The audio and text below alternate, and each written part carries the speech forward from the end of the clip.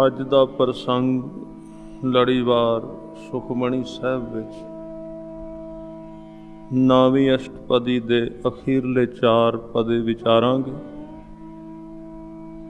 ਗੁਰੂ ਅਰਜਨ ਦੇਵ ਪਾਤਸ਼ਾਹ ਜੀ ਨੇ ਇਸ ਸਾਰੀ ਅਸ਼ਟਪਦੀ ਵਿੱਚ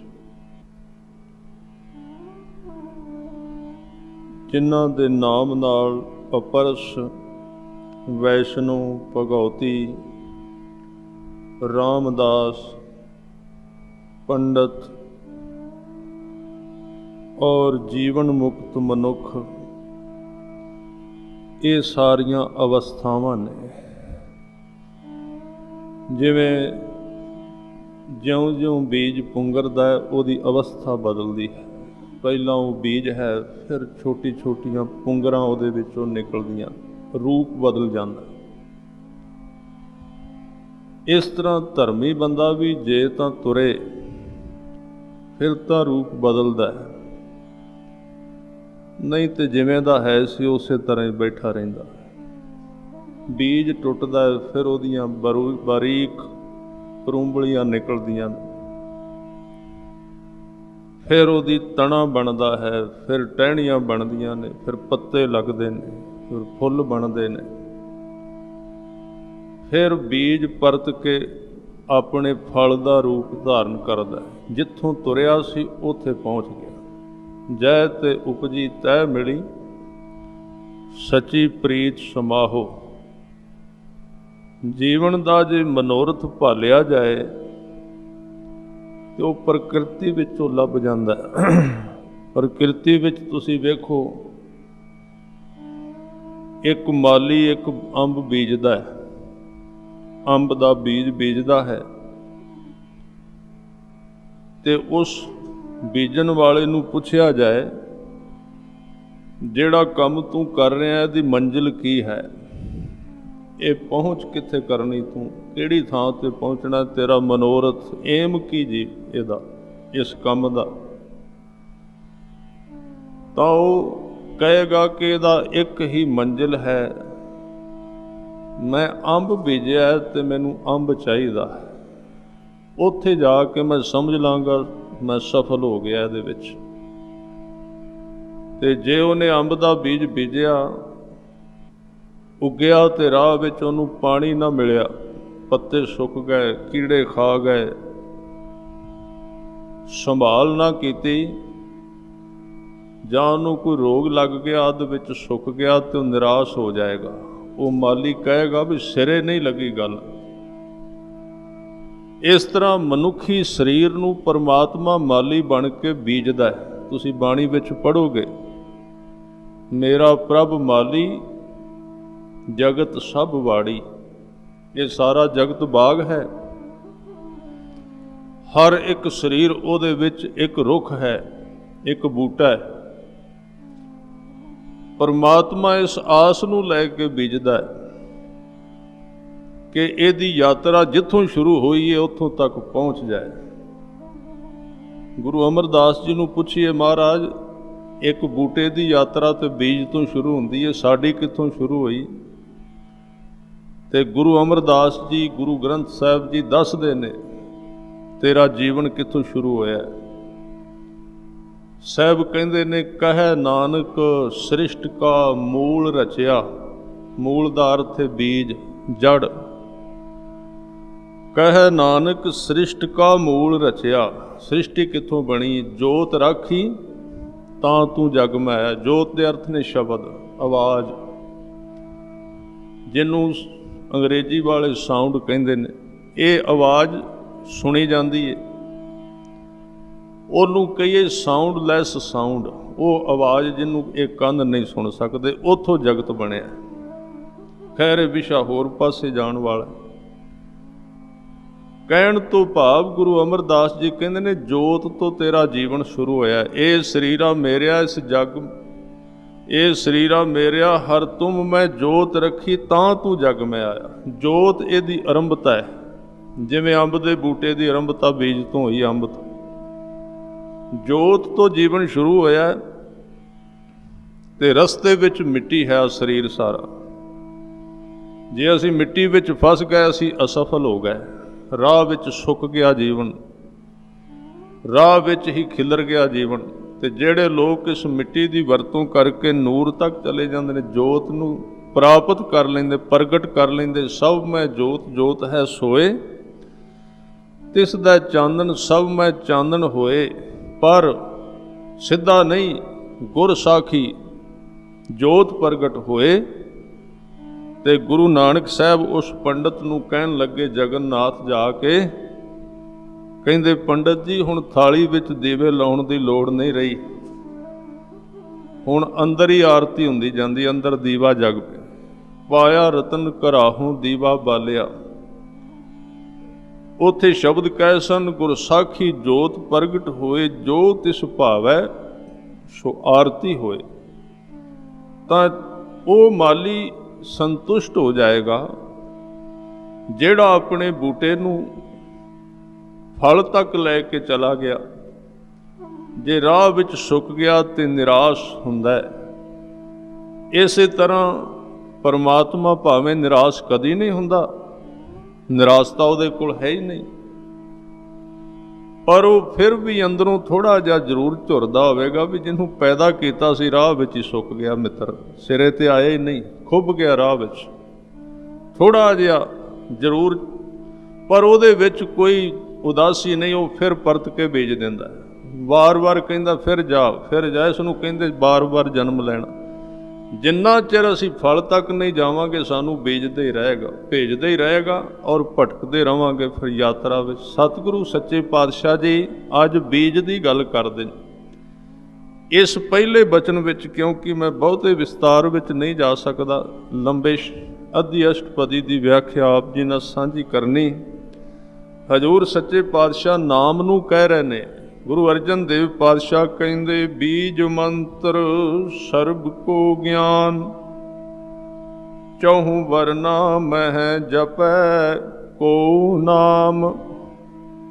ਇਸ ਪੰਕਤੀ ਵਿੱਚ ਧਾਰਮਿਕ ਮਾਰਗ ਦੇ ਉੱਤੇ ਡਿੱਗੇ ਹੋਏ, ਢੱਠੇ ਹੋਏ, ਨਿਰਾਸ਼ ਹੋਏ ਉਸ ਮਨੁੱਖ ਨੂੰ ਇੱਕ ਸਟੈਂਡ ਕੀਤਾ ਗਿਆ, ਖੜੇ ਕੀਤਾ ਗਿਆ, ਜਿਹੜਾ ਕਹਿੰਦਾ ਮੇਰੇ ਵੱਸ ਦੀ ਗੱਲ ਨਹੀਂ ਨਾਮ ਜਪਣਾ, ਮੇਰੇ ਵੱਸ ਦੀ ਗੱਲ ਨਹੀਂ ਧਰਮ ਕਮਾਉਣਾ।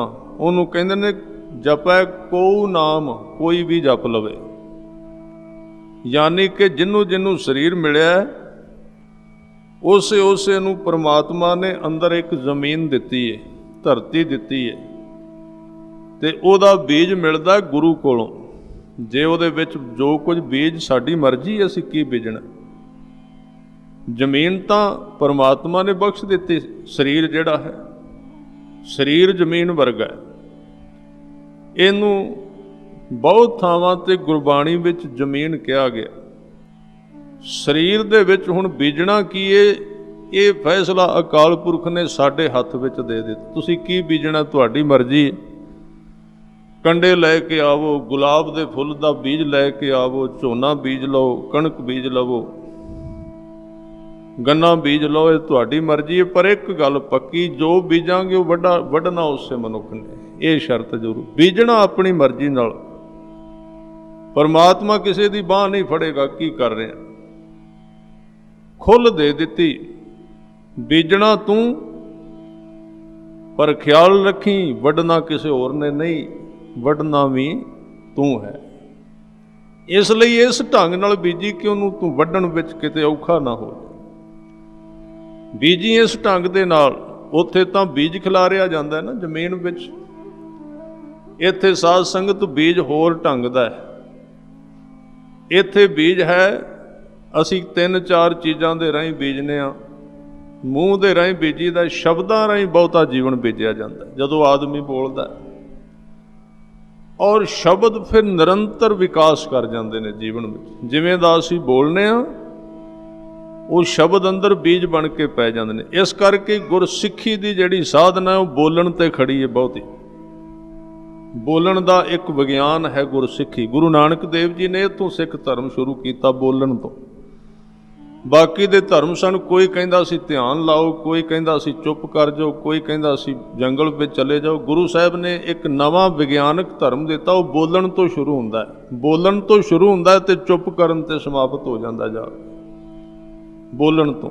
ਆ ਗੁਰੂ ਗ੍ਰੰਥ ਸਾਹਿਬ ਜੀ ਦੀ ਆਰੰਭਤਾ ਕਿੱਥੋਂ ਹੁੰਦੀ ਹੈ? ਬੋਲਣ ਤੋਂ। ਸਭ ਤੋਂ ਪਹਿਲੀ ਬਾਣੀ ਕਿਹੜੀ ਹੈ? ਜਪ। ਜਪ ਦੇ ਅਰਥ ਕੀ ਨੇ? ਬੋਲਣਾ। ਤਾਂ ਗੁਰੂ ਸਾਹਿਬ ਨੇ ਬੋਲਣਾ ਬੀਜ ਦੱਸਿਆ ਸਭ ਤੋਂ ਪਹਿਲਾਂ। ਆ ਇੱਕ ਬਚਨ ਤੁਸੀਂ ਪੜ੍ਹੋਗੇ ਜਪਜੀ ਸਾਹਿਬ ਵਿੱਚ, ਉੱਥੇ ਇਹੀ ਕਹਿੰਦੇ ਨੇ, ਮੋਹ ਕੇ ਬੋਲਣ ਬੋਲੀਐ ਜਿਤ ਸੁਣ ਧਰੇ ਪਿਆਰ। ਕੀ ਬੋਲੀਏ ਕਿ ਪ੍ਰਮਾਤਮਾ ਸਾਨੂੰ ਉਹ ਸੁਣ ਕੇ ਪਿਆਰ ਕਰਨ ਲੱਗ ਪਾ। ਫਿਰ ਕੇ ਅੱਗੇ ਰੱਖੀਐ ਜਿਤ ਦਿਸੈ ਦਰਬਾਰ।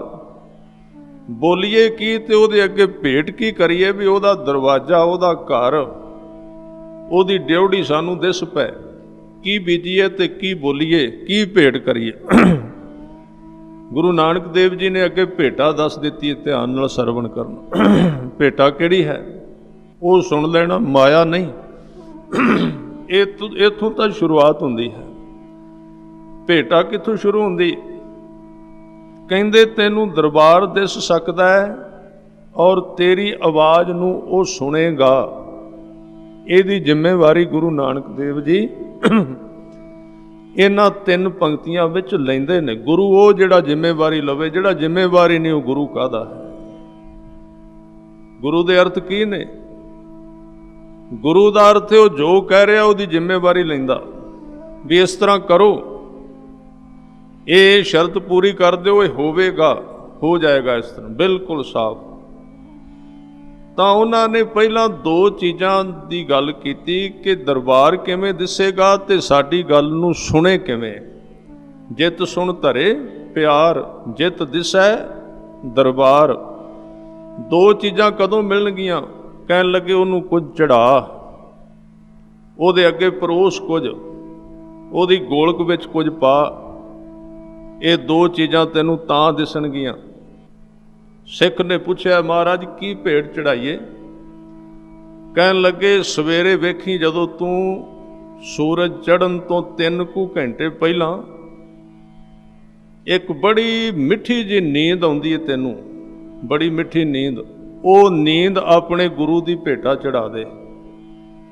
ਉਹ ਅੰਮ੍ਰਿਤ ਵੇਲਾ ਗੁਰੂ ਦੀ ਭੇਟਾ ਚੜਾ ਦੇ। ਅੰਮ੍ਰਿਤ ਵੇਲਾ ਸੱਚ ਨਾਉ ਵਡਿਆਈ ਵਿਚਾਰ।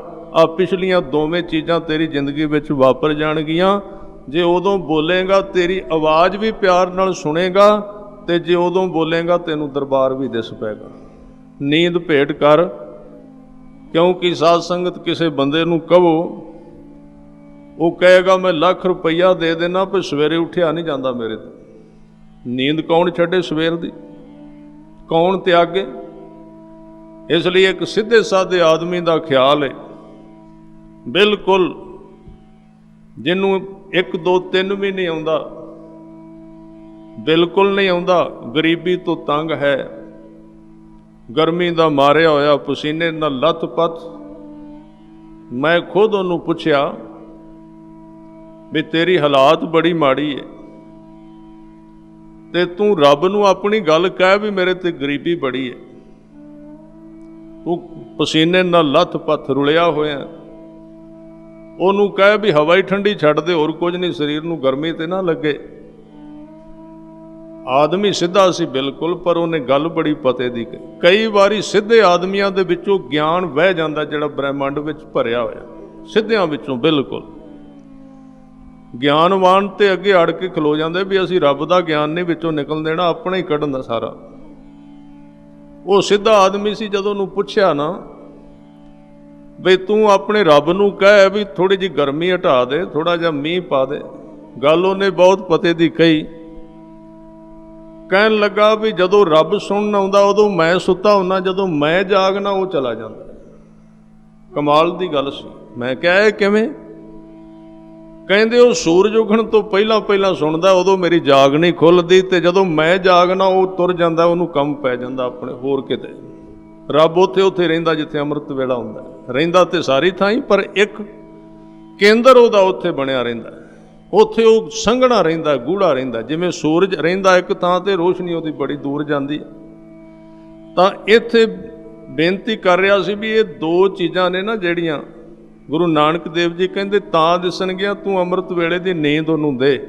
ਹੈ ਬੜੀ ਮਿੱਠੀ ਹੈ, ਦੇਣੀ ਬਹੁਤ ਔਖੀ ਹੈ, ਬਹੁਤ ਔਖਾ ਇਸ ਨੂੰ ਪਾਰ ਕਰਨਾ। ਤਾਂ ਇਹ ਬਚਨ ਜੋ ਹੈ ਬੀਜ ਮੰਤਰ ਬਹੁਤ ਪਿਆਰਾ ਬਚਨ। ਮੰਤਰ ਹੁੰਦਾ ਹੀ ਅਸਲ ਵਿੱਚ ਬੀਜ ਹੈ। ਇੱਥੇ ਮੰਤਰ ਦੇ ਅਰਥ ਹੋਣਗੇ ਗੁਰੂ ਦੁਆਰਾ ਦਿੱਤਾ ਹੋਇਆ ਮੰਤਰ। ਕਈ ਥਾਵਾਂ ਤੇ ਮੰਤਰ ਦੇ ਅਰਥ ਨੇ ਸਲਾਹ, ਜਿਵੇਂ ਇੱਕ ਦੂਜੇ ਨੂੰ ਦੂਸਰਾ ਕੋਈ ਸਲਾਹ ਦਿੰਦਾ ਹੈ, ਉੱਥੇ ਮੰਤਰ ਦੇ ਅਰਥ ਸਲਾਹ ਹੁੰਦੇ ਨੇ। ਪਰ ਇੱਥੇ ਬੀਜ ਮੰਤਰ ਸਰਬ ਕੋ ਗਿਆਨ। ਜੇ ਕੋਈ ਮਨੁੱਖ ਆਪਣੇ ਗੁਰੂ ਕੋਲੋਂ ਬੀਜ ਰੂਪ ਮੰਤਰ ਨਾਮ ਲੈਂਦਾ ਹੈ, ਬੀਜ ਰੂਪ ਮੰਤਰ ਉਹ ਬੀਜ ਜਿਹੜਾ ਸੋਧਿਆ ਹੋਇਆ ਹੈ। ਤੁਸੀਂ ਕਈ ਵਾਰੀ ਵੇਖੋਗੇ ਸਿੱਧਾ ਬੀਜ ਝਾੜ ਨਹੀਂ ਦਿੰਦਾ। ਜਿਵੇਂ ਕੁਝ ਫਸਲਾਂ ਐਸੀਆਂ ਨੇ, ਜਿਵੇਂ ਸੂਰਜਮੁਖੀ ਹੈ, ਸੂਰਜਮੁਖੀ ਨੂੰ ਤੁਸੀਂ ਉਗਾਓ, ਉਹਨੂੰ ਸਿੱਧਾ ਉੱਗੀ ਹੋਈ ਨੂੰ ਪਰਤ ਕੇ ਬੀਜ ਦਿਓ, ਉੱਗ ਪਏਗੀ, ਫੁੱਲ ਵੀ ਲੱਗੇਗਾ, ਪੱਤੇ ਲੱਗਣਗੇ, ਪਰ ਜਦੋਂ ਸਿਰੇ ਤੇ ਆਏਗੀ ਨਾ ਦਾਣੇ ਨਹੀਂ ਪੈਣਗੇ, ਉਸ ਨੂੰ ਦਾਣੇ ਨਹੀਂ ਉਸ ਨੂੰ ਪੈਂਦੇ, ਸਿੱਧਾ ਨਹੀਂ ਉੱਗਦਾ।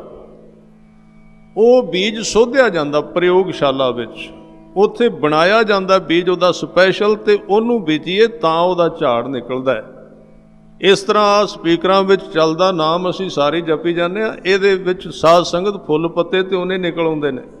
ਲੱਗਦਾ ਇਸ ਤਰ੍ਹਾਂ ਵੀ ਆਪਾਂ ਵੀ ਜਪੀ ਜਾਂਦੇ ਹਾਂ, ਪਰ ਬੀਜ ਜਿਹੜਾ ਜਿੰਨਾ ਚਿਰ ਗੁਰੂ ਦਾ ਕਮਾਇਆ ਹੋਇਆ ਨਾਮ ਸਿੱਖ ਗੁਰੂ ਗ੍ਰੰਥ ਸਾਹਿਬ ਸੱਚੇ ਪਾਤਸ਼ਾਹ ਜੀ ਦੀ ਹਜ਼ੂਰੀ ਵਿੱਚ ਹੱਥ ਕਰਕੇ ਜਿੰਨਾ ਚਿਰ ਪੰਜ ਪਿਆਰਿਆਂ ਤੋਂ ਨਹੀਂ ਨਾ ਲੈਂਦਾ, ਤੇ ਫਿਰ ਉਹਨੂੰ ਲਿਜਾ ਕੇ ਘਰ ਵਿੱਚ ਆਪਣੇ ਮਨ ਵਿੱਚ ਰਸਨਾ ਨਾਲ ਜਪਦਾ ਨਹੀਂ, ਤਾਂ ਉਹਨਾਂ ਚਿਰ ਉਹ ਬੀਜ ਜਿਹੜਾ ਉਗਦਾ ਨਹੀਂ, ਫਿਰ ਉਹਦੇ ਵਿੱਚ ਵਾਧਾ ਨਹੀਂ ਹੋ ਸਕਦਾ। ਇਸੇ ਤਰ੍ਹਾਂ ਮੈਂ ਜਿਹੜੀ ਬੇਨਤੀ ਕਰ ਰਿਹਾ ਸੀ ਕਿ ਗੁਰੂ ਸਾਹਿਬ ਨੇ ਜਿਹੜਾ ਸਾਨੂੰ ਸਿੱਖ ਧਰਮ ਦਿੱਤਾ, ਉਹ ਜਪ ਬੋਲਣ ਤੋਂ ਸ਼ੁਰੂ ਕੀਤਾ ਹੈ। ਬੋਲਣ ਤੋਂ ਸਿੱਖ ਧਰਮ ਦੀ ਆਰੰਭਤਾ ਹੋਈ ਹੈ। ਬੋਲਣਾ ਕੀ ਹੈ ਤੇ ਕਿਵੇਂ ਬੋਲਣਾ ਹੈ, ਸਾਰਾ ਕੁਝ ਸਤਿਗੁਰੂ ਨੇ ਜਪਜੀ ਸਾਹਿਬ ਵਿੱਚ ਦੱਸ ਦਿੱਤਾ। ਕਹਿੰਦੇ ਸਭ ਤੋਂ ਪਹਿਲਾਂ ਇਹ ਜਿਹੜਾ ਬੀਜ ਮੰਤਰ ਹੈ ਗੁਰੂ ਕੋਲੋਂ ਪ੍ਰਾਪਤ ਕਰਕੇ, ਔਰ ਇਹ ਸਾਰੇ ਹੀ ਲੈ ਸਕਦੇ ਨੇ। ਸਰਬ ਕੋ ਗਿਆਨ, ਗਿਆਨ ਦੇ ਅਰਥ ਨੇ ਅੰਦਰ ਦੀ ਸਾਂਝ, ਹੋਸ਼, ਅੰਦਰ ਦੀ ਜਾਗਰੂਕਤਾ, ਕਿ ਉਸ ਬੀਜ ਮੰਤਰ ਸ਼ਬਦ ਦੇ ਨਾਲ ਅਸੀਂ ਜੁੜੇ ਹਾਂ ਕਿ ਨਹੀਂ। ਹਰ ਇੱਕ ਦੇ ਅੰਦਰ ਇਹ ਅਧਿਕਾਰ ਹੈ ਕਿ ਬੀਜ ਮੰਤਰ ਸਰਬ ਕੋ ਗਿਆਨ, ਚਹੁ ਵਰਨਾ ਮੈਂ ਜਪੈ ਕੋ ਨਾਮ। ਕੋਈ ਵੀ ਮਨੁੱਖ ਚਾਰ ਵਰਨਾਂ ਦੇ ਵਿੱਚੋਂ ਜਿੰਨੇ ਵੀ ਧਰਮ ਨੇ, ਕੋਈ ਵੀ ਮਨੁੱਖ ਇਸ ਨਾਮ ਨੂੰ ਜਪੇ, ਭਾਵ ਬੋਲੇ, ਤੇ ਇਹ ਨਾਮ ਉਹਦੇ ਜੀਵਨ ਵਿੱਚ ਬੀਜ ਬਣ ਕੇ ਉੱਗ ਜਾਂਦਾ ਹੈ। ਔਰ ਫਿਰ ਇੱਕ ਤੋਂ ਅਨੇਕ ਵੱਧਦਾ ਇੱਕ ਬੂਟੇ ਤੋਂ ਜਿਵੇਂ ਅੱਗੇ ਹੋਰ ਬੀਜ ਵੱਧ ਜਾਂਦੇ ਨੇ, ਇੰਨਾ ਵੱਧਦਾ ਜਾਂਦਾ ਹੈ ਕਿ ਇੱਕ ਦਿਨ ਉਹ ਮਨੁੱਖ ਫਿਰ ਭੰਡਾਰ ਦਾ ਮਾਲਕ ਬਣ ਜਾਂਦਾ ਹੈ। ਤੇ ਫਿਰ ਉਹਨੂੰ ਕਹਿੰਦੇ ਨੇ ਸ਼ਾਹ। ਸ਼ਾਹ ਕੌਣ ਹੈ? ਜਿਹਨੂੰ ਆੜਤੀ ਕਿਹਾ ਜਾਂਦਾ। ਫਿਰ ਉਹਦੇ ਕੋਲ ਘਟਦਾ ਨਹੀਂ, ਉਹ ਕਿਸੇ ਨੂੰ ਉਧਾਰ ਵੀ ਦੇ ਸਕਦਾ, ਸਹਾਇਤਾ ਦੇ ਸਕਦਾ ਹੈ।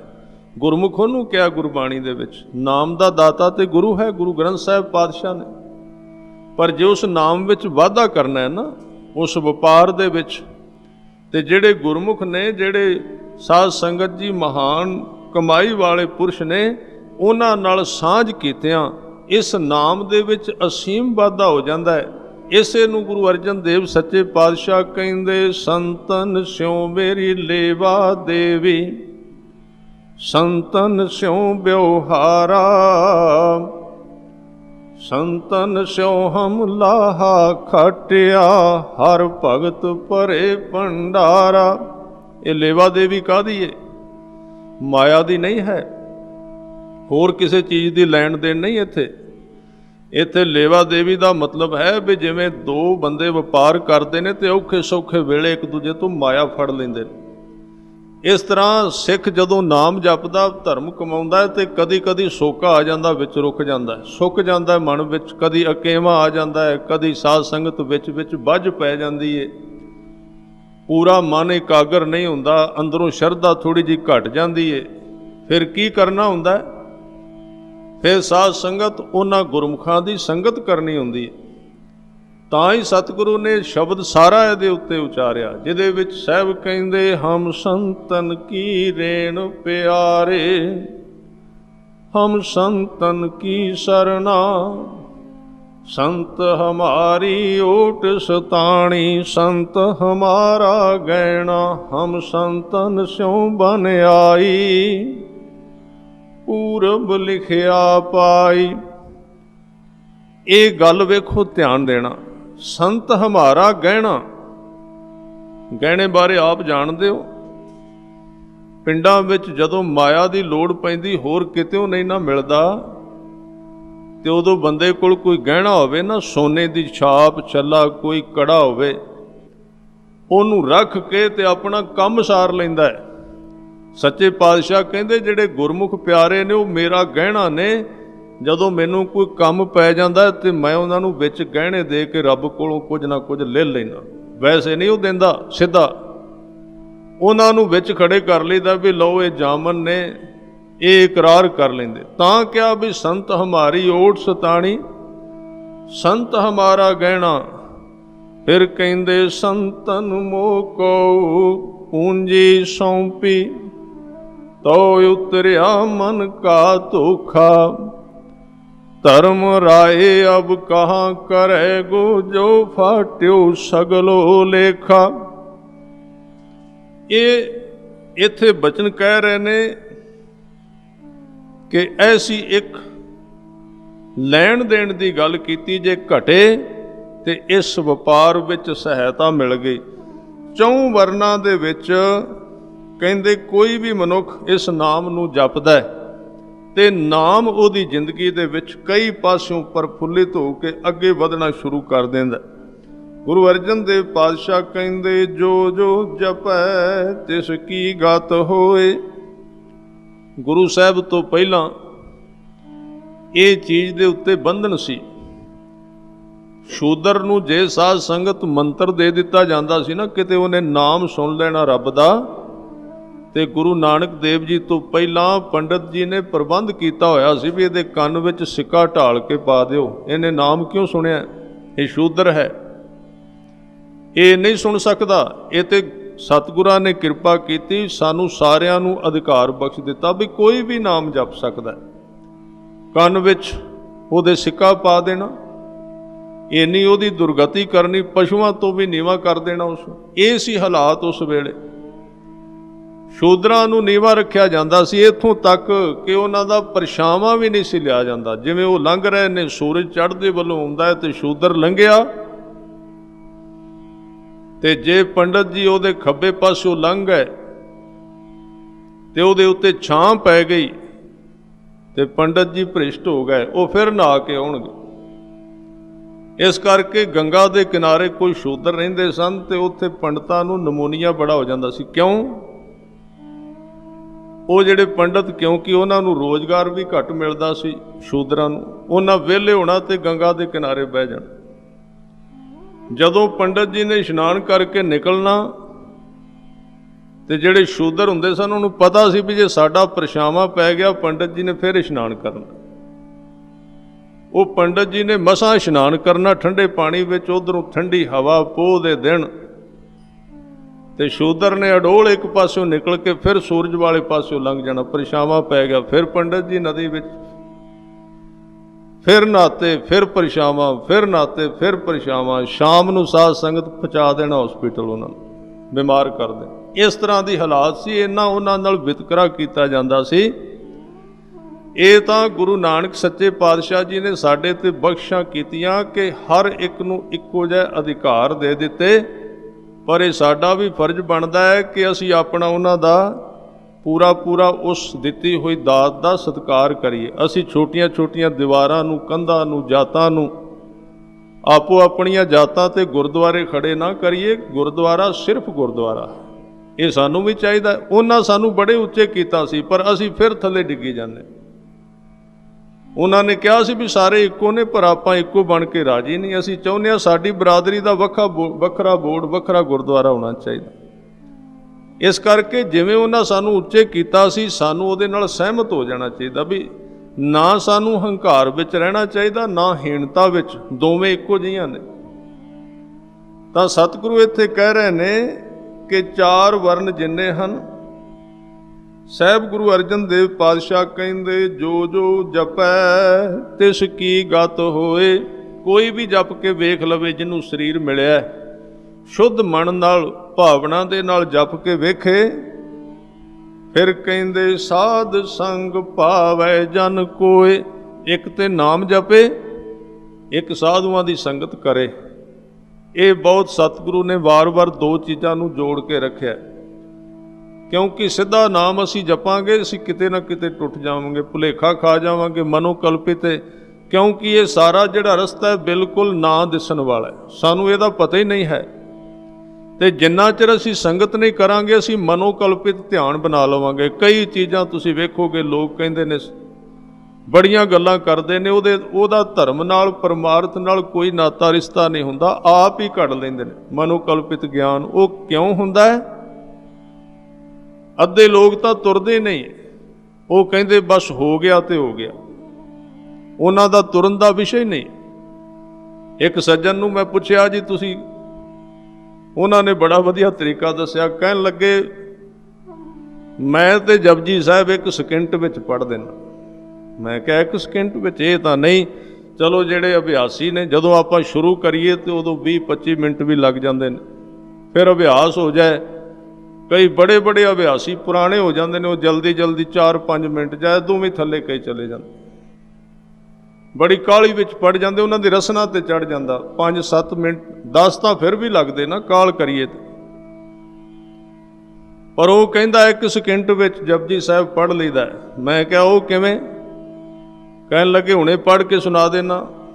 ਉਹਨੇ ਕਿਹਾ ਜਪਜੀ ਸਾਹਿਬ, ਕਹਿੰਦੇ ਬਸ ਪੜ੍ਹਿਆ ਗਿਆ ਜਪਜੀ ਸਾਹਿਬ, ਕਹੇ ਬਸ ਪੜ੍ਹਿਆ ਗਿਆ ਜਪਜੀ ਸਾਹਿਬ। ਇਸ ਤਰ੍ਹਾਂ ਦੇ ਬਹੁਤੇ ਲੋਕ ਧਰਮ ਵਿੱਚ ਇਸ ਤਰ੍ਹਾਂ ਨੇ, ਉਹ ਕਹਿੰਦੇ ਹੋ ਗਏ ਸਿੱਖ, ਬਸ ਹੋ ਗਏ ਸਿੱਖ, ਸਿੱਖੀ ਕਮਾਈ ਨਹੀਂ। ਅੱਧੇ ਉਹ ਲੋਕ ਨੇ, ਉਹ ਤੁਰਦੇ ਹੀ ਨਹੀਂ। ਤੇ ਜਿਹੜੇ ਆਪਾਂ ਤੁਰਨੇ ਆ, ਅਸੀਂ ਹੰਕਾਰ ਦੇ ਆਸਰੇ ਸੰਗਤ ਨਹੀਂ ਕਰਦੇ, ਇਸ ਕਰਕੇ ਅਸੀਂ ਵੀ ਆਪਣੀ ਕਲਪਨਾ ਹੀ ਕਰ ਲੈਂਦੇ ਹਾਂ ਇਸ ਮਾਰਗ ਦੇ ਉੱਤੇ। ਸਤਿਗੁਰੂ ਕਹਿੰਦੇ ਸਾਧ ਸੰਗ ਪਾਵੇ ਜਨ ਕੋਏ। ਜੇ ਕੋਈ ਮਨੁੱਖ ਸਾਧ ਸੰਗਤ ਪ੍ਰਾਪਤ ਕਰਦਾ ਹੈ ਤੇ ਉਹਦੀ ਗਤ ਹੁੰਦੀ ਜਪਣ ਦੇ ਨਾਲ। ਫਿਰ ਇਸ ਨਾਮ ਦੀ ਅੱਗੇ ਗੱਲ ਕਰਦੇ, ਹਜ਼ੂਰ ਕਹਿੰਦੇ ਕਰ ਕਿਰਪਾ ਅੰਤਰ ਉਰ ਧਾਰੈ।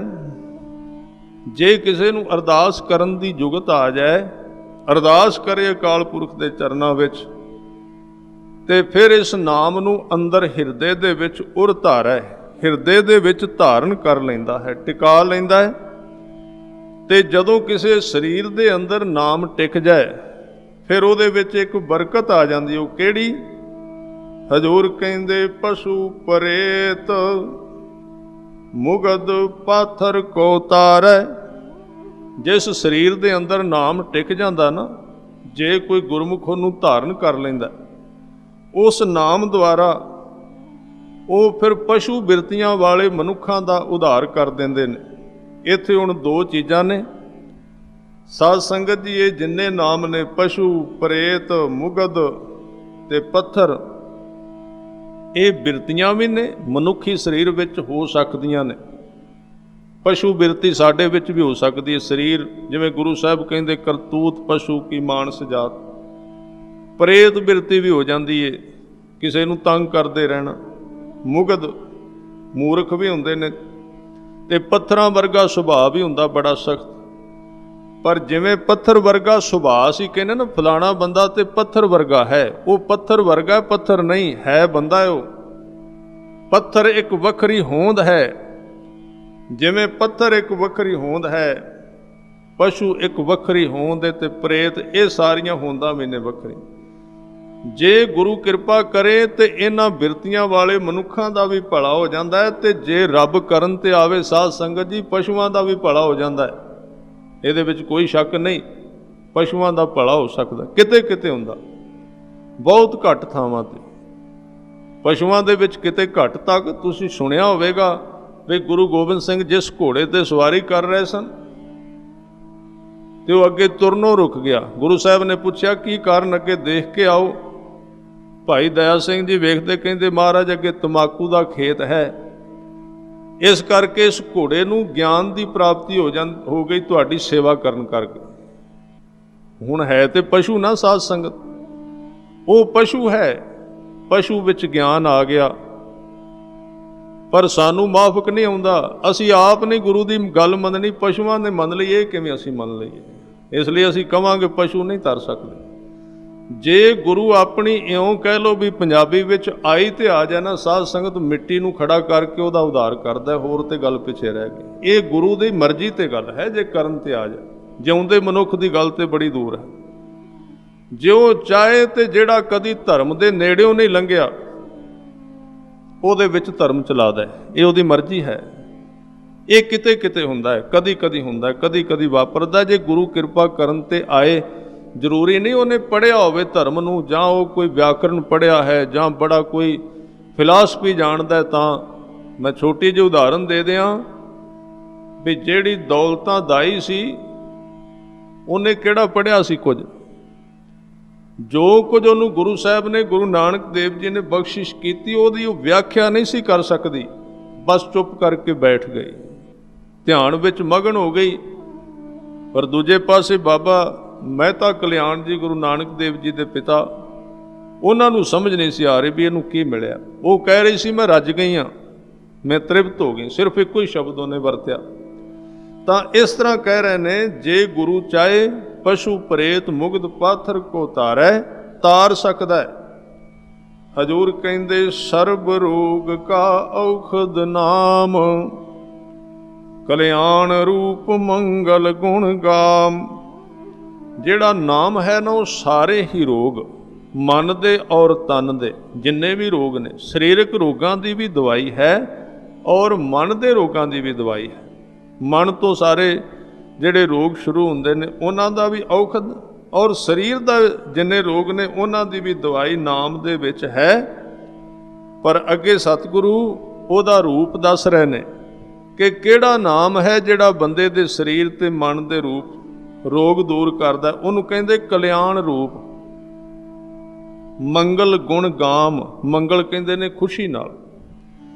ਜੇ ਕੋਈ ਮਨੁੱਖ ਰੋਗਗ੍ਰਸਤ ਜਿਹੜਾ ਹੈ, ਜੇ ਖੁਸ਼ੀ ਨਾਲ ਨਾਮ ਜਪੇਗਾ, ਜਦੋਂ ਨਾਮ ਜਪੇ ਤੇ ਤਬੀਅਤ ਖੁਸ਼ ਰੱਖੇ, ਮੁਦਰਾ ਖੁਸ਼ੀ ਵਾਲੀ ਬਣਾਏ।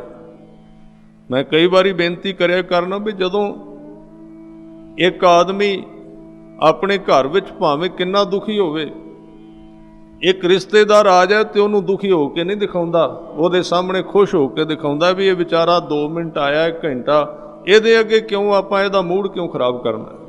ਘਰ ਦੇ ਵਿੱਚ ਭਾਵੇਂ ਦੁੱਖ ਹੋਵੇ ਪਰ ਉਹਦੇ ਨਾਲ ਉਹ ਹੱਸ ਕੇ ਪੇਸ਼ ਆਉਂਦਾ ਹੈ। ਇੱਥੇ ਕਹਿਣ ਦਾ ਭਾਵ ਇਹ ਹੈ ਵੀ ਗੁਰੂ ਕੋਲ ਤੂੰ ਸਾਰੀ ਉਦਾਸੀ ਨਾ ਇਕੱਠੀ ਕਰਕੇ ਆਇਆ ਕਰ, ਕਦੀ ਉਹਦੇ ਕੋਲ ਵੀ ਖੁਸ਼ ਹੋ ਕੇ ਆਇਆ ਕਰ। ਔਰ ਖਾਸ ਕਰਕੇ ਜਿਸ ਵੇਲੇ ਸਿੱਖ ਨੇ ਨਿਤਨੇਮ ਕਰਨਾ ਹੈ ਜਾਂ ਸਿਮਰਨ ਕਰਨਾ ਹੈ, ਘੱਟੋ ਘੱਟ ਉਹਨਾਂ ਕੁ ਵਕਤ ਉਹਨੂੰ ਯਤਨ ਕਰਨਾ ਚਾਹੀਦਾ ਆਪਣੇ ਸੁਭਾਅ ਨੂੰ ਖੁਸ਼ੀ ਵਿੱਚ ਰੱਖੇ ਤੇ ਸਹਿਜ ਸੁਭਾਏ ਕਰੇ। ਫਿਰ ਉਹ ਨਾਮ ਜਿਹੜਾ ਸਹਿਜ ਸੁਭਾਏ ਉਹਦੇ ਦੁੱਖ ਕੱਟੇਗਾ। ਜਿਵੇਂ ਆਪਾਂ ਪਹਿਲਾਂ ਵੀ ਵਿਚਾਰ ਕੀਤੀ ਸੀ ਕਿ ਹਰਿ ਕਾ ਨਾਮ ਜਪਤ ਦੁੱਖ ਜਾਏ, ਨਾਨਕ ਬੋਲੇ ਸਹਿਜ ਸੁਭਾਏ। ਜੇ ਕੋਈ ਮਨੁੱਖ ਨਾਮ ਨੂੰ ਸਹਿਜ ਸੁਭਾਅ ਨਾਲ ਬੋਲਦਾ ਹੈ, ਇਹ ਨਹੀਂ ਵੀ ਸਾਰੀ ਪੰਡ ਇਕੱਠੀ ਕਰਕੇ ਦੁੱਖ ਦੀ ਨਾਲ ਫਿਰ ਬੋਲੇ ਉਸ ਨਾਮ, ਸਹਿਜ ਸੁਭਾਏ ਬੋਲੇ, ਸਿੱਧਾ ਬੋਲੇ, ਫਿਰ ਉਹ ਨਾਮ ਉਹਦੇ ਸਾਰੇ ਰੋਗਾਂ ਦਾ ਕਲਿਆਣ ਰੂਪ, ਕਲਿਆਣ ਕਰ ਦਿੰਦਾ, ਉਹਦਾ ਉਧਾਰ ਕਰ ਦਿੰਦਾ। ਮੰਗਲ ਗੁਣ ਗਾਮ, ਔਰ ਉਹਦੇ ਗੁਣ ਸੁਭਾਅ ਗਾਮ, ਸੁਭਾਅ ਦੁਆਰਾ ਜਿਹੜਾ ਉਹਦਾ ਗੁਣ ਗਾਉਂਦਾ ਹੈ ਨਾ, ਸਹਿਜ ਸੁਭਾਏ, ਉਹ ਨਾਮ ਉਹਦੇ ਸਾਰੇ ਰੋਗਾਂ ਨੂੰ ਦੂਰ ਕਰ ਦਿੰਦਾ। ਫਿਰ ਹਜੂਰ ਕਹਿੰਦੇ ਕਾਹੂ ਜੁਗਤ ਕਿਤੈ ਨਾ ਪਾਈਐ ਧਰਮ, ਨਾਨਕ ਤਿਸ ਮਿਲੈ ਜਿਸ ਲਿਖਿਆ ਧੁਰ ਕਰਮ। ਇਹ ਪੰਕਤੀ ਬੜੀ ਵਿਰੋਧਾਭਾਸ ਵਾਲੀ ਪ੍ਰਤੀਤ ਹੁੰਦੀ ਹੈ, ਯਾਨੀ ਕਿ ਇੱਥੇ ਅਰਥ ਆਪਸ ਵਿੱਚ ਟਕਰਾਉਂਦੇ ਦਿਸਦੇ ਨੇ। ਗੁਰੂ ਸਾਹਿਬ ਕਹਿੰਦੇ ਵੀ ਨਾਮ ਕਿਸੇ ਜੁਗਤ ਨਾਲ ਨਹੀਂ ਮਿਲਦਾ ਔਰ ਕਿਸੇ ਧਾਰਮਿਕ ਰਸਮ ਦੁਆਰਾ ਪ੍ਰਾਪਤ ਨਹੀਂ ਕੀਤਾ ਜਾ ਸਕਦਾ। ਇਹਦੇ ਅਖਰੀ ਅਰਥ ਬਿਲਕੁਲ ਸਾਫ਼ ਨੇ। ਜਿਹੜਾ ਨਾਮ ਹੈ ਉਹ ਕਿਸੇ ਜੁਗਤ ਨਾਲ ਨਹੀਂ ਮਿਲਦਾ ਔਰ ਕਿਸੇ ਧਰਮ ਦੀ ਰਸਮ ਦੁਆਰਾ ਪ੍ਰਾਪਤ ਨਹੀਂ ਕੀਤਾ ਜਾ ਸਕਦਾ। ਇਹ ਉਹਨੂੰ ਹੀ ਮਿਲਦਾ ਜਿਹਦੇ ਮਸਤਕ ਦੇ ਉੱਤੇ ਧੁਰੋਂ ਬਖਸ਼ਿਸ਼ ਹੋ ਜਾਏ, ਕਿਰਪਾ ਹੋ ਜਾਏ। ਇਹਦੇ ਅਰਥ ਇਹ ਹੋਣਗੇ ਵੀ ਨਾਮ ਦੀ ਦਾਤ ਉਹਨੂੰ ਮਿਲ ਸਕਦੀ ਜਿਹਦੇ ਤੇ ਬਖਸ਼ਿਸ਼ ਹੋਵੇ। ਇਹ ਬਿਲਕੁਲ ਸਾਫ਼ ਹੈ, ਨਾਮ ਬਖਸ਼ਿਸ਼ ਹੈ। ਮੈਂ ਇੱਥੋਂ ਤੱਕ ਬੇਨਤੀ ਕਰਾਂ, ਧਰਮ ਬਖਸ਼ਿਸ਼ ਹੈ, ਧਰਮ ਕਮਾਈ ਨਹੀਂ ਹੈ। ਔਰ ਮੈਂ ਇੱਥੋਂ ਤੱਕ ਵੀ ਬੇਨਤੀ ਕਰਦਿਆਂ, ਧਰਮ ਪਰਮਾਤਮਾ ਵੱਲੋਂ ਦਾਨ ਕੀਤਾ ਜਾਂਦਾ ਗੁਰੂ ਵੱਲੋਂ ਸਿੱਖ ਨੂੰ, ਸਿੱਖ ਦੀ ਆਪਣੀ ਕਮਾਈ ਨਹੀਂ ਹੁੰਦਾ। ਥੋੜ੍ਹਾ ਜਿਹਾ 2-4 ਮਿੰਟ ਇਹਦੇ 'ਤੇ ਬੇਨਤੀ ਕਰਦੇ। ਤੁਸੀਂ ਜਦੋਂ ਅਰਦਾਸ ਵਿੱਚ ਖੜੇ ਹੋਵੋਗੇ, ਉਸ ਅਰਦਾਸ ਦੇ ਵਿੱਚ ਇੱਕ ਸ਼ਬਦ 7 ਵਾਰੀ ਆਵੇਗਾ, ਵਾਰ-ਵਾਰ, ਹਰ ਇੱਕ ਨਾਲ ਲੱਗੇਗਾ ਦਾਨ ਦਾਨ ਦਾਨ ਆਵੇਗਾ। ਉਹ ਕਿਹੜੇ ਸ਼ਬਦ ਨੇ? ਉਹਦੇ ਵਿੱਚ ਸਭ ਤੋਂ ਪਹਿਲਾਂ ਸਿੱਖਾਂ ਨੂੰ ਸਿੱਖੀ ਦਾਨ। ਇਹਦਾ ਮਤਲਬ ਕੀ ਹੋਇਆ?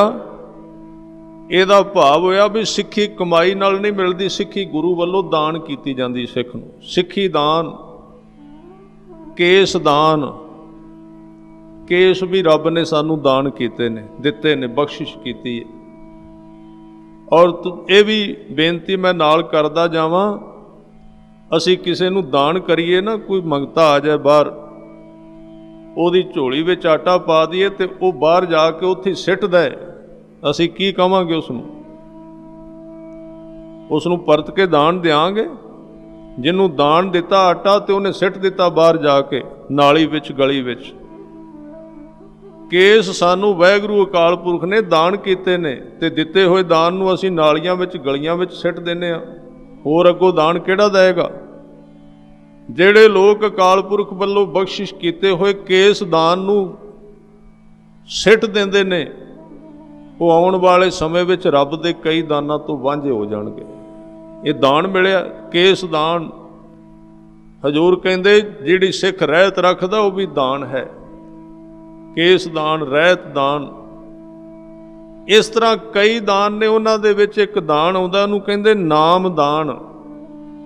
ਹੁਣ ਦਾਨ ਕੀਤਾ ਜਾਂਦਾ, ਬਖਸ਼ਿਸ਼ ਕੀਤੀ ਜਾਂਦੀ ਹੈ, ਉਹਦੇ ਤੇ ਟਾਈਮ ਨਹੀਂ ਲੱਗਦਾ। ਮੈਂ ਇੱਕ ਦਿਨ ਇੱਕ ਤੁਕ ਪੜ੍ਹ ਰਿਹਾ ਸੀ, ਹੁਣੇ ਮੰਗਲਾਚਰਨ ਵਿੱਚ ਵੀ ਪੜ੍ਹੀ, ਕਿ ਬਲਿਹਾਰੀ ਗੁਰ ਆਪਣੇ ਦਿਹਾੜੀ ਸਦ ਵਾਰ, ਜਿਨ ਮਾਨਸ ਤੇ ਦੇਵਤੇ ਕੀਏ, ਕਰਤ ਨਾ ਲਾਗੀ ਬਾਰ। ਦੇਰ ਨਹੀਂ ਲੱਗਦੀ, ਧਿਆਨ ਦਿਓ। ਗੁਰੂ ਕਰਨ ਤੇ ਆ ਜਾ ਤੇ 20-30 ਸਾਲ 40 ਸਾਲ ਦੀ ਗੱਲ ਨਹੀਂ ਹੈ।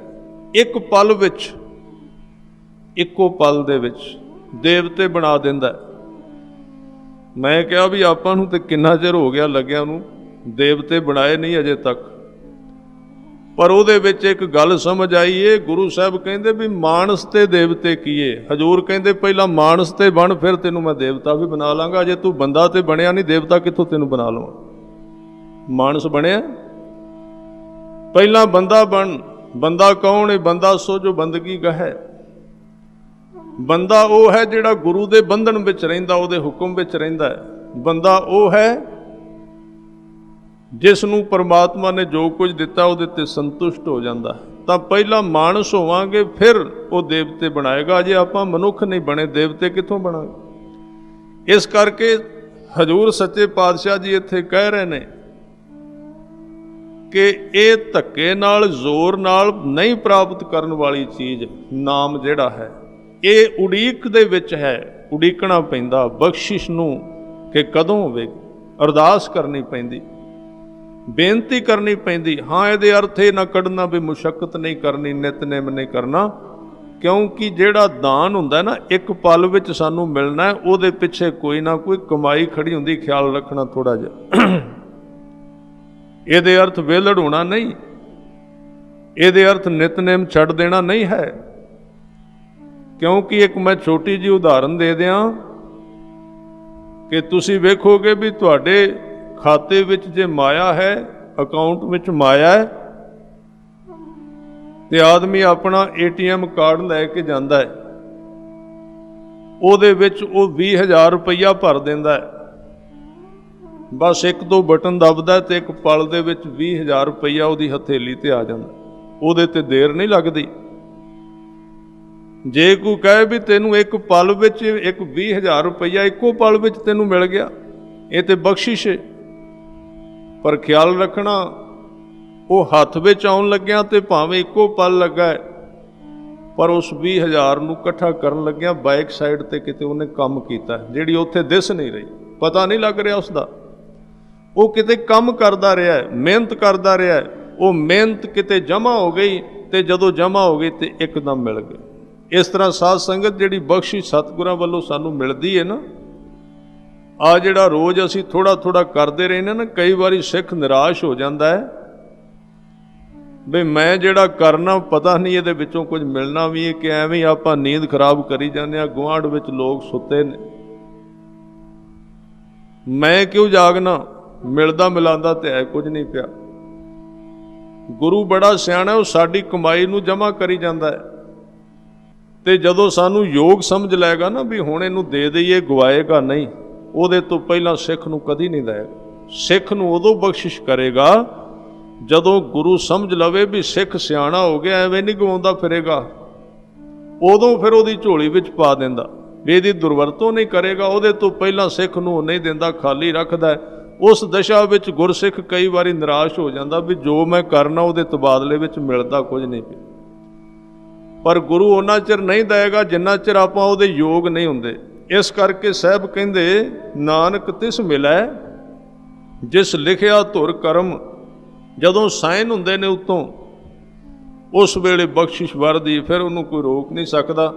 ਇਸ ਕਰਕੇ ਜਿਸ ਕੈ ਮਨ ਪਾਰ ਬ੍ਰਹਮ ਕਾ ਨਿਵਾਸ, ਤਿਸ ਕਾ ਨਾਮ ਸਤ ਰਾਮਦਾਸ। ਵੈਸੇ ਰਾਮਦਾਸ ਇੱਕ ਫਿਰਕਾ ਵੀ ਹੈ, ਜਿਵੇਂ ਆਪਾਂ ਉੱਤੇ ਵਿਚਾਰੇ ਨਾ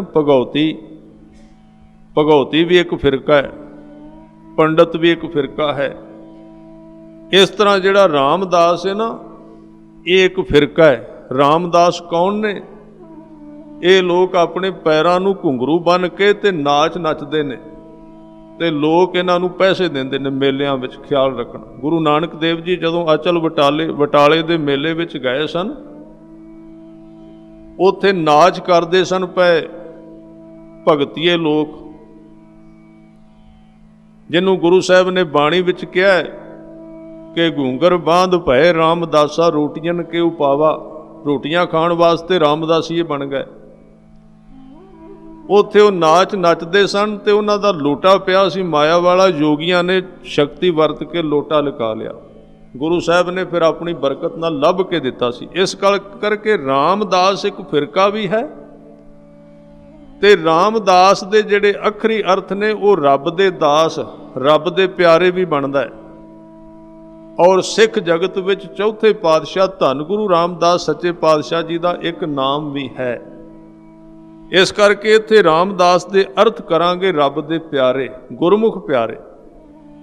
ਇਸ ਕਰਕੇ ਇੱਥੇ ਰਾਮਦਾਸ ਦੇ ਅਰਥ ਕਰਾਂਗੇ ਰੱਬ ਦੇ ਪਿਆਰੇ, ਗੁਰਮੁਖ ਪਿਆਰੇ, ਜਿਨ੍ਹਾਂ ਨੂੰ ਹਜ਼ੂਰ ਕਹਿੰਦੇ ਰਾਮਦਾਸ ਸਰੋਵਰ ਨਾਤੇ, ਸਭ ਉਤਰੇ ਪਾਪ ਕਮਾਤੇ, ਨਿਰਮਲ ਹੋਏ ਕਰ ਇਸ਼ਨਾਨਾ, ਗੁਰ ਪੂਰੇ ਕੀਨੇ ਦਾਨਾ। ਇਹ ਰੱਬ ਦੇ ਪਿਆਰੇ ਨੇ, ਪ੍ਰਭੂ ਦੇ ਪਿਆਰੇ, ਰਾਮ ਦੇ ਦਾਸ। ਕੌਣ ਨੇ ਰਾਮ ਦੇ ਦਾਸ? ਕਿਹਨੂੰ ਕਿਹਾ ਜਾ ਸਕਦਾ ਹੈ? ਜਿਨ੍ਹਾਂ ਦੇ ਮਨ ਦੇ ਵਿੱਚ ਪਾਰ ਬ੍ਰਹਮ ਦਾ ਨਿਵਾਸ ਦਾ ਅਰਥ ਹੈ ਟਿਕਾਣਾ, ਘਰ ਬਣਾ ਲੈਂਦਾ ਅਕਾਲ ਪੁਰਖ। ਨਿਵਾਸ ਦੇ ਅਰਥ ਨੇ ਘਰ, ਜਿੱਥੇ ਸਦੀਵ ਕਾਲ ਵਾਸਤੇ ਅਕਾਲ ਪੁਰਖ ਨਿਵਾਸ ਰੱਖ ਲੈਂਦਾ ਹੈ, ਟਿਕ ਜਾਂਦਾ ਹੈ, ਉਹਨਾਂ ਨੂੰ ਰਾਮਦਾਸ ਕਹੀਦਾ ਹੈ। ਹਜ਼ੂਰ ਕਹਿੰਦੇ ਆਤਮ ਰਾਮ ਤਿਸ ਨਦਰੀ ਆਇਆ, ਦਾਸ ਦਸੰਤਨ ਭਾਏ ਤਿਨ ਪਾਇਆ। ਐਸੇ ਰਾਮਦਾਸ ਨੂੰ, ਪ੍ਰਭੂ ਦੇ ਪਿਆਰੇ ਨੂੰ ਪਰਮਾਤਮਾ ਆਪਣੀ ਆਤਮਾ ਦੇ ਰਾਹੀਂ ਦਿਸਿਆ, ਬਾਹਰੋਂ ਨਹੀਂ। ਉਹਨੇ ਆਪਣੀ ਆਤਮ ਰਾਮ ਨੂੰ ਵੇਖਿਆ, ਵਿੱਚੋਂ ਵੇਖਿਆ ਆਪਣੇ ਜੀਵਨ ਦੇ, ਉਹਦੀ ਦ੍ਰਿਸ਼ਟੀ ਵਿੱਚ ਆਇਆ ਹੈ। ਮਹਾਰਾਜ ਉਸਨੇ ਪ੍ਰਾਪਤ ਕਿਵੇਂ ਕੀਤਾ ਹੈ ਸਭ ਕੁਝ ਨੂੰ? ਹਜ਼ੂਰ ਕਹਿੰਦੇ ਨੇ ਇੱਕ ਜੁਗਤ ਹੈ, ਉਹਨੂੰ ਕਹਿੰਦੇ ਦਾਸ ਦਸੰਤਨ ਭਾਏ। ਦਾਸ ਦਸੰਤਨ, ਪ੍ਰਭੂ ਦੇ ਦਾਸ, ਤੇ ਦਸੰਤਨ ਦਾ ਅਰਥ ਹੈ ਦਾਸਾਂ ਦੇ ਦਾਸ, ਅੱਗੋਂ ਦਾਸ, ਹੋਰ ਦਾਸ, ਕਈ ਦਾਸ। ਉਹਨਾਂ ਦੇ ਵਿੱਚ ਭਾਵ ਰੱਖ ਕੇ, ਜ਼ਰੂਰੀ ਨਹੀਂ ਸਾਧ ਸੰਗਤ ਜੀ ਵੀ ਗੁਰਮੁਖਾਂ ਦੇ ਪੈਰਾਂ ਤੇ ਤੁਸੀਂ ਮੱਥਾ ਹੀ ਰੱਖੋ, ਇਹ ਆਪਣੀ ਵੱਖਰੀ ਦਸ਼ਾ ਹੈ, ਪਾਬੰਦੀ ਨਹੀਂ ਕਿਸੇ ਤੇ। ਪਰ ਇੱਕ ਗੱਲ ਜ਼ਰੂਰ ਖਿਆਲ ਰੱਖਿਓ, ਜਿਹੜਾ ਗੁਰਮੁਖ ਹੈ ਨਾ, ਰੱਬ ਦੇ ਪਿਆਰੇ ਨੇ, ਸਾਧੂ ਜਨ ਨੇ, ਸੰਤ ਜਨ ਨੇ, ਝੁਕੋ ਨਾ ਝੁਕੋ ਇਹ ਤੁਹਾਡੀ ਆਪਣੀ ਮਰਜ਼ੀ ਏ।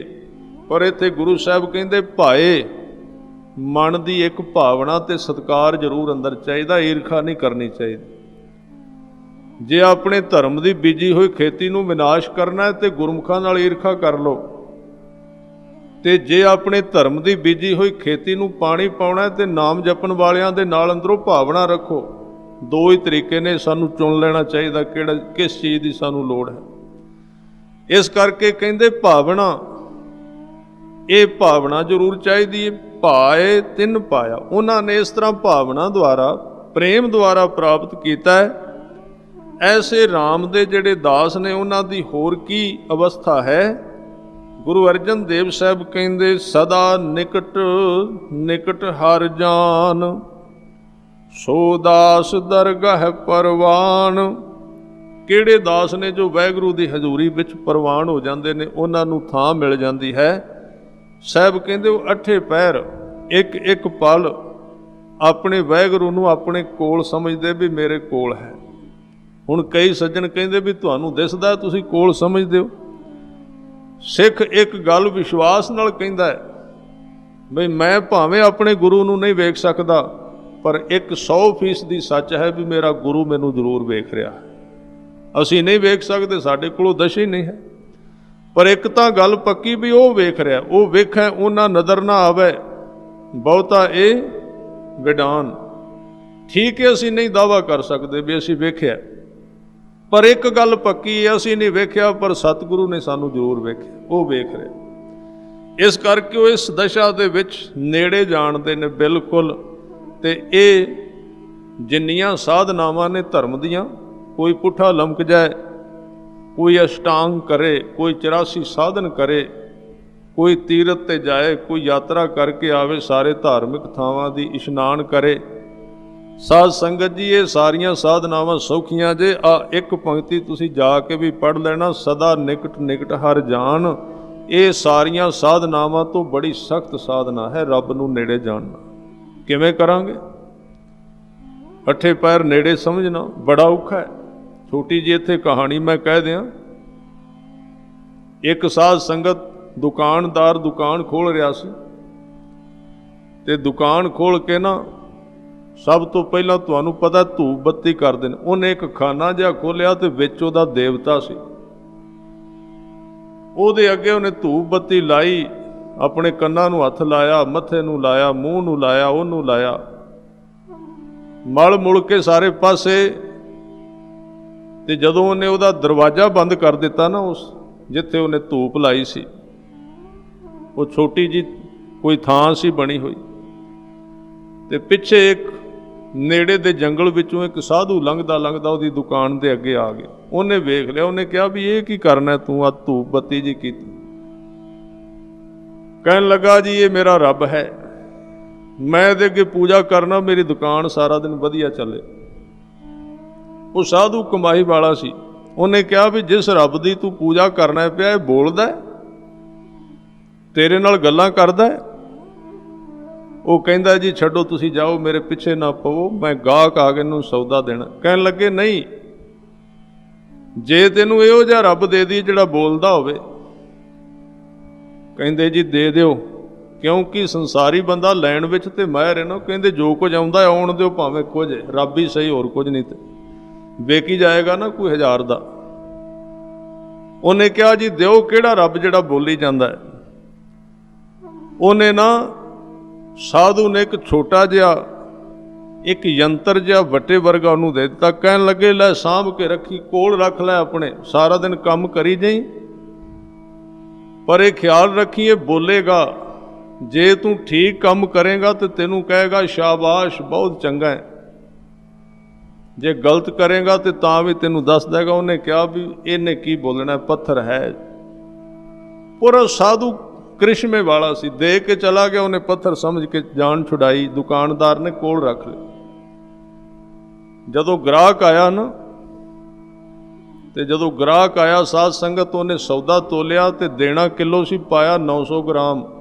100 ਗ੍ਰਾਮ ਘੱਟ ਜਦੋਂ ਤੋਲਿਆ ਨਾ ਉਹਨੇ, ਤੇ ਗ੍ਰਾਹਕ ਕੋਲ ਖੜਾ ਸੀ ਤੇ ਉਹ ਸਾਧੂ ਦਾ ਦਿੱਤਾ ਹੋਇਆ ਰੱਬ ਬੋਲ ਪਿਆ। ਉਹਨੇ ਕਿਹਾ ਸੇਠ ਜੀ ਤੁਹਾਨੂੰ ਹਿਸਾਬ ਦੇਣਾ ਪੈਣਾ, ਪੂਰਾ ਕਿਲੋ ਕਰੋ, 900 ਗ੍ਰਾਮ ਜੇ। ਗ੍ਰਾਹਕ ਨੂੰ ਸੁਣਿਆ ਗਿਆ। ਉਹਨੇ ਕਿਹਾ ਕੀ ਬੋਲਦਾ? ਬਥੇਰਾ ਉਹਨੇ ਕੱਪੜੇ ਥੱਲੇ ਦੱਬਿਆ, ਪਰ ਉਹ ਕਿੱਥੋਂ ਬੋਲਣੋਂ ਹਟ। ਉਹ ਬੋਲੀ ਗਿਆ। ਜਿਹੜਾ ਗਾਹਕ ਆਵੇ, ਹੁਣ ਸਾਰਾ ਦਿਨ ਸੌਦਾ ਘੱਟ ਤੋਲਣਾ ਸੀ, ਉਹ ਫਿਰ ਬੋਲ ਪਏ ਘੱਟ ਨਾ ਤੋਲੋ, ਇਹ ਗਲਤ ਹੈ। ਬੜੀ ਮੁਸ਼ਕਲ ਨਾਲ ਉਹਨੇ ਦਿਹਾੜੀ ਕੱਢੀ। ਅਗਲੇ ਦਿਨ ਫਿਰ ਉੱਥੋਂ ਸਾਧੂ ਗੁਜ਼ਰ ਰਿਹਾ ਸੀ, ਸਵੇਰੇ ਸਵੇਰੇ ਦੌੜ ਕੇ ਪਿੱਛੇ ਗਿਆ। ਉਹ ਸਾਧੂ ਨੂੰ ਉਹ ਪੱਥਰ ਜਿਹਾ ਦੇ ਕੇ ਨਾਲੇ ਉਹਦੇ ਪੈਰਾਂ ਨੂੰ ਹੱਥ ਲਾਇਆ, ਨਾਲੇ 100 ਰੁਪਈਆ ਮੱਥਾ ਟੇਕਿਆ। ਕਹਿਣ ਲੱਗੇ ਜੀ ਵਿਦਾਇਗੀ ਤੁਹਾਡੇ ਰੱਬ ਦੀ ਪਰਤ ਕੇ ਨਾ ਆਉਣ ਦਿਆ ਜੇ ਸਾਡੀ ਦੁਕਾਨ ਤੇ ਜਿਹੜਾ ਬੋਲਦਾ ਹੋਵੇ। ਕਹਿਣ ਲੱਗੇ ਕੀ ਗੱਲ, ਲੋਕ ਤੇ ਲੱਭਦੇ ਫਿਰਦੇ ਨੂੰ ਰੱਬ ਬੋਲੇ, ਤੂੰ ਵਿਦਾਇਗੀ ਦੇ ਰਿਹਾ। ਕਹਿਣ ਲੱਗੇ ਜੀ ਸਾਨੂੰ ਇਸ ਤਰ੍ਹਾਂ ਦੇ ਰੱਬ ਨਹੀਂ ਚਾਹੀਦੇ ਜਿਹੜੇ ਬੋਲਦੇ ਹੋਣ, ਬੋਲਣ ਵਾਲੇ ਸਾਡਾ ਨੁਕਸਾਨ ਕਰਦੇ ਨੇ। ਬੋਲਦੇ ਰੱਬ ਨਾਲ ਰਹਿਣਾ ਔਖਾ ਹੈ। ਸੱਚ ਜਾਣੋ, ਗੁਰੂ ਗ੍ਰੰਥ ਸਾਹਿਬ ਜੀ ਦੇ ਨਾਲ ਰਹਿਣਾ ਔਖਾ ਹੈ। ਨਾਲ ਰਹਿਣ ਦਾ ਮਤਲਬ ਜਿੱਥੇ ਅਸੀਂ ਗਲਤ ਚੱਲਾਂਗੇ ਉੱਥੇ ਗੁਰੂ ਗ੍ਰੰਥ ਸਾਹਿਬ ਨੇ ਕਹਿ ਦੇਣਾ। ਇਸ ਕਰਕੇ ਤੇ ਬਹੁਤੇ ਲੋਕ ਵਿਚਾਰ ਹੀ ਨਹੀਂ ਸੁਣਦੇ, ਕਹਿਣ ਲੱਗੇ ਛੱਡੋ ਪਰਾਂ, ਗੱਲ ਮਾਫਕ ਹੀ ਨਹੀਂ ਆਉਣੀ, ਇਸ ਕਰਕੇ ਕੀਰਤਨ ਹੀ ਚੰਗਾ ਹੈ, ਭਗਤੀ ਕਰਨੇ ਅਸੀਂ, ਬੜੀ ਚੰਗੀ ਗੱਲ ਹੈ। ਇਸ ਕਰਕੇ ਇੱਥੇ ਕਹਿ ਰਹੇ ਨੇ ਕਿ ਸਦਾ ਨਿਕਟ ਨਿਕਟ ਹਰ ਜਾਨ, ਸਭ ਤੋਂ ਕਠਿਨ ਸਾਧਨ ਹੈ ਧਾਰਮਿਕ ਦੁਨੀਆ ਦੇ, ਕਿ ਪਰਮਾਤਮਾ ਨੂੰ ਨਾਲ ਹੀ ਲੈਣਾ। ਰੋਟੀ ਖਾਣ ਵੇਲੇ, ਸੌਣ ਵੇਲੇ ਵੀ, ਇਸ਼ਨਾਨ ਕਰਨ ਵੇਲੇ, ਕੰਮ ਕਰਨ ਵੇਲੇ, ਉਹ ਤੇ ਔਖਾ ਹੋ ਜਾਏਗਾ ਜਾਨ ਛਡਾਉਣੀ ਉਹਦੇ ਤੋਂ। ਇਸ ਕਰਕੇ ਲੋਕਾਂ ਨੇ ਬੜੇ ਬੜੇ ਵੱਡੇ ਧਾਰਮਿਕ ਸਥਾਨ ਬਣਾ ਦਿੱਤੇ ਨੇ। ਗੁਰੂ ਨੂੰ ਕਹਿੰਦੇ ਨੇ ਉੱਥੇ ਹੀ ਰਹੋ ਜੀ, ਸਾਡੇ ਜੀਵਨ ਵਿੱਚ ਨਾ ਆਇਆ ਜੀ, ਉੱਥੇ ਤੁਹਾਨੂੰ ਸਭ ਪ੍ਰਬੰਧ ਕਰਦੇ ਨੇ, ਬੜਾ ਵਧੀਆ ਪ੍ਰਬੰਧ ਕਰਦੇ ਨੇ। ਮੈਂ ਪਿੱਛੇ ਜੀ ਸੁਣਿਆ ਸੀ ਕਿਸੇ ਸੱਜਣ ਨੇ ਸੋਨਾ ਲਵਾ ਦਿੱਤਾ ਸੀ ਸਾਰੇ ਗੁਰਦੁਆਰੇ ਨੂੰ। ਕਹਿਣ ਲੱਗੇ ਬਹੁਤ ਭਲਾ ਕੀਤਾ, ਬਹੁਤ ਹੈ ਵੱਡੀ ਗੱਲ, ਦਾਨ ਕਰਨਾ ਸੌਖਾ ਨਹੀਂ। ਸੋਨਾ ਕਹਿੰਦੇ ਲਵਾ ਦਿੱਤਾ ਸੀ। ਮੈਂ ਕਿਹਾ ਅਰਦਾਸ ਕੀ ਕੀਤੀ ਬਾਅਦ ਵਿੱਚ? ਕਹਿੰਦੇ ਅਰਦਾਸ ਤੇ ਕੋਈ ਨਹੀਂ ਕੀਤੀ। ਜ਼ਰੂਰ ਅਰਦਾਸ ਕੀਤੀ ਹੋਵੇ ਜੀ, ਸੋਨਾ ਲਵਾ ਦਿੱਤਾ ਤੁਸੀਂ, ਹੁਣ ਇਹਦੇ ਵਿੱਚ ਹੀ ਰਿਹਾ ਜੇ, ਅਸੀਂ ਜੋ ਮਰਜ਼ੀ ਕਰੀਏ ਜਾ ਕੇ, ਸਾਡੇ ਘਰ ਨਾ ਆਇਆ ਜੇ। ਹੁਣ ਆਦਮੀ ਪ੍ਰਬੰਧ ਕਰਦਾ ਧਰਮ ਵਿੱਚ ਕਿ ਪਰਮਾਤਮਾ ਉਹਦੇ ਨੇੜੇ ਨਾ ਰਵੇ, ਦੂਰ ਰਵੇ, ਉਪਰਾਲੇ ਕਰ ਲੈਂਦਾ ਹੈ, ਸਾਧਨ ਬਣਾ ਲੈਂਦਾ ਹੈ, ਉਹਦੇ ਤੋਂ ਬਚਣਾ ਚਾਹੁੰਦਾ ਹੈ। ਪਰ ਜਿਹੜੇ ਵਾਹਿਗੁਰੂ ਦੇ ਪਿਆਰੇ ਨੇ, ਗੁਰਮੁਖ ਪਿਆਰੇ ਹਨ, ਗੁਰੂ ਅਰਜਨ ਦੇਵ ਪਾਤਸ਼ਾਹ ਕਹਿੰਦੇ ਸਦਾ ਨਿਕਟ ਨਿਕਟ ਹਰ ਜਾਨ, ਸੋ ਦਾਸ ਦਰਗਹਿ ਪਰਵਾਨ। ਸਾਧ ਸੰਗਤ ਇਹਨੂੰ ਕਹਿੰਦੇ ਨੇ ਖੰਨਿਓ ਤਿੱਖੀ ਵਾਲੋਂ ਨਿੱਕੀ, ਏਤ ਮਾਰਗ ਜਾਣਾ। ਲੰਘ ਗਏ ਦੇ ਉੱਤੇ ਉਹ ਗੁਰੂ ਕੇ ਪਿਆਰੇ, ਫਿਰ ਉਹਨਾਂ ਤੇ ਬਖਸ਼ਿਸ਼ ਕੀ ਹੁੰਦੀ ਹੈ ਜਿਹੜੇ ਇਸ ਨੂੰ ਪਾਲ ਲੈਂਦੇ ਨੇ। ਹਜ਼ੂਰ ਕਹਿੰਦੇ ਆਪਣੇ ਦਾਸ ਕੋ ਆਪ ਕਿਰਪਾ ਕਰੈ। ਫਿਰ ਐਸੇ ਦਾਸਾਂ ਦੇ ਉੱਤੇ ਅਕਾਲ ਪੁਰਖ ਵਾਹਿਗੁਰੂ ਆਪ ਹੀ ਕਿਰਪਾ ਕਰ ਦਿੰਦੇ ਹਨ। ਫਿਰ ਉਹਨਾਂ ਨੂੰ ਹੋਰ ਕੀ ਪ੍ਰਾਪਤੀ ਹੁੰਦੀ? ਹਜ਼ੂਰ ਕਹਿੰਦੇ ਤਿਸ ਦਾਸ ਕੋ ਸਭ ਸੋਝੀ ਪਰੈ। ਉਹਨਾਂ ਦੇ ਅੰਦਰ ਪਿਆ ਹੋਇਆ ਇੱਕ ਗਿਆਨ ਦਾ ਕੇਂਦਰ ਖੁੱਲ੍ਹ ਜਾਂਦਾ ਹੈ। ਸਾਰੀ ਤਰ੍ਹਾਂ ਦੀ ਸੋਝੀ, ਵਿਗਿਆਨ, ਗਿਆਨ, ਸੰਸਾਰ, ਪਰਮਾਰਥ ਉਹਨਾਂ ਦੇ ਹੱਥਾਂ ਵਿੱਚ ਆ ਜਾਂਦਾ।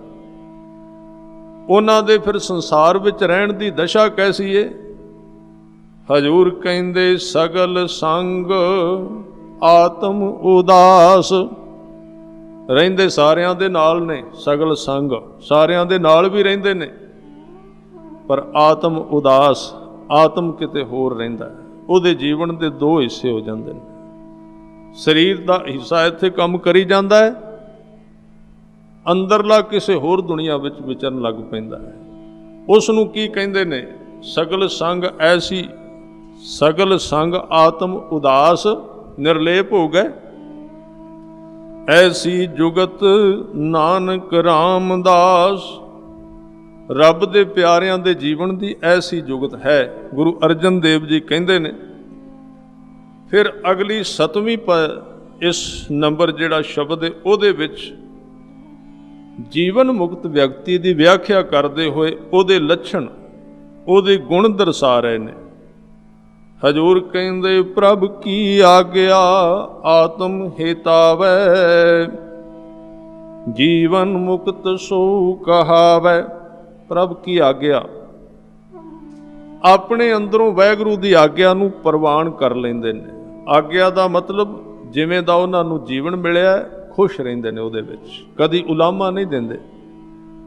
ਜਿਵੇਂ ਦੀ ਅਮੀਰੀ, ਗਰੀਬੀ, ਕਰੂਪਤਾ, ਸੁੰਦਰਤਾ, ਕਾਮਯਾਬੀ, ਨਾ ਕਾਮਯਾਬੀ, ਜਿਵੇਂ ਦਾ ਵੀ ਜੀਵਨ ਹੈ ਉਹਨੂੰ ਪ੍ਰਵਾਨ ਕਰ ਲੈਂਦੇ ਨੇ।